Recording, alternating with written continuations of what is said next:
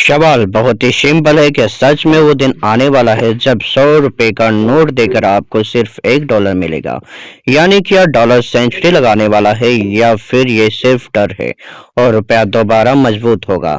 नमस्कार, मैं हूं निशांत गिरी और आप देख रहे हैं एडोटोपिया सेंट्रल। और अगले 5 मिनट में हम आपको पूरी कहानी बिल्कुल आसान भाषा में समझाने वाले हैं। सबसे पहले ये समझना जरूरी है कि रुपया और डॉलर की कीमत कोई सरकार, कोई बैंक या आरबीआई तय नहीं करता।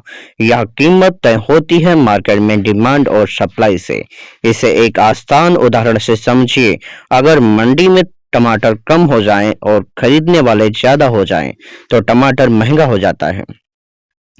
ठीक यही नियम डॉलर पर भी लागू होता है। अगर डॉलर कम आते हैं और खरीदने वाले ज्यादा हो जाते हैं, तो डॉलर महंगा हो जाता है। और इसका सीधा मतलब है कि रुपया कमजोर हो जाता है, यानी डॉलर चढ़ेगा तो रुपया गिरेगा।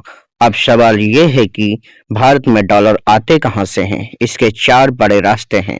पहला, विदेशी निवेश यानी एफडीआई और एफपीआई। दूसरा, विदेश में काम कर रहे भारतीयों द्वारा भेजा गया पैसा, जिसे रेमिटेंस कहते हैं।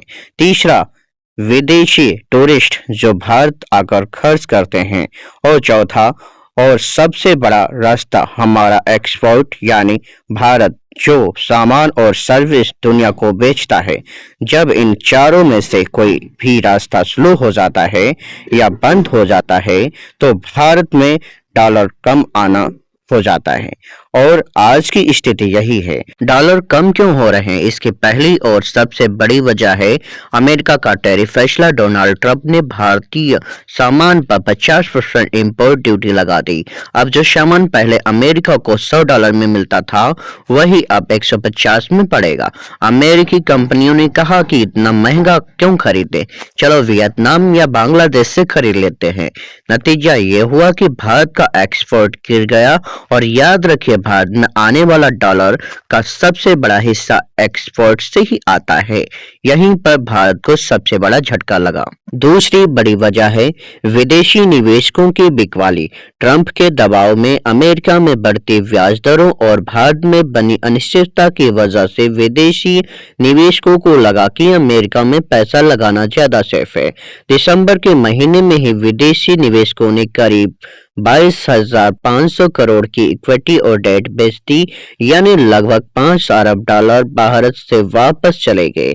जब डॉलर बाहर जाते हैं और नए डॉलर आना बंद हो जाते हैं, तो बाजार में डॉलर की कमी हो जाती है। यही वजह है कि डॉलर महंगा होता है और रुपया कमजोर होता है। तीसरी वजह है इंडिया अमेरिका ट्रेड डील को लेकर बड़ा सस्पेंस। लंबे समय से खबरें चली आ रही हैं कि ट्रेड डील होने वाली है, लेकिन अभी तक कोई पक्का ऐलान नहीं हुआ है। बाजार को सबसे ज्यादा डर अनिश्चितता से लगता है। जब तक स्थिति साफ नहीं होती, निवेशक घबराए रहते हैं और निवेश कम करते हैं।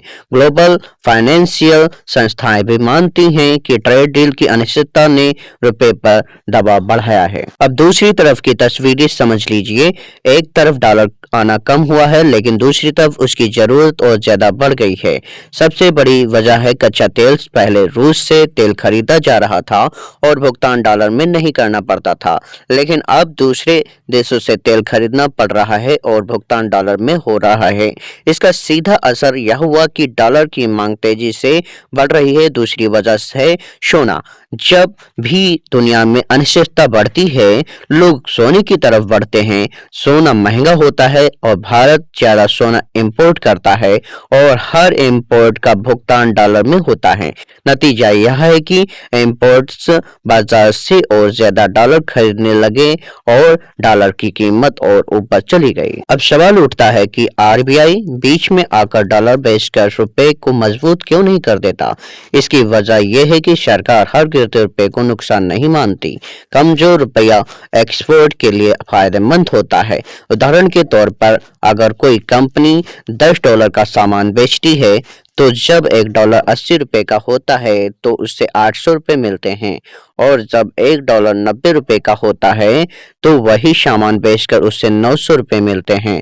कंपनी चाहे तो अमेरिकी बाजार में अपने प्रोडक्ट का दाम कम दे, कर दे जिससे उसका सामान सस्ता लगे, बिक्री बढ़े और ज्यादा डॉलर भारत में वापस आए। सरकार यह देखना चाह रही है कि क्या रुपए की कमजोरी से एक्सपोर्ट में उछाल आता है या नहीं। फिलहाल स्थिति ये है कि रुपया 90 के पार जाकर अपने ऐतिहासिक निचले स्तर के करीब है।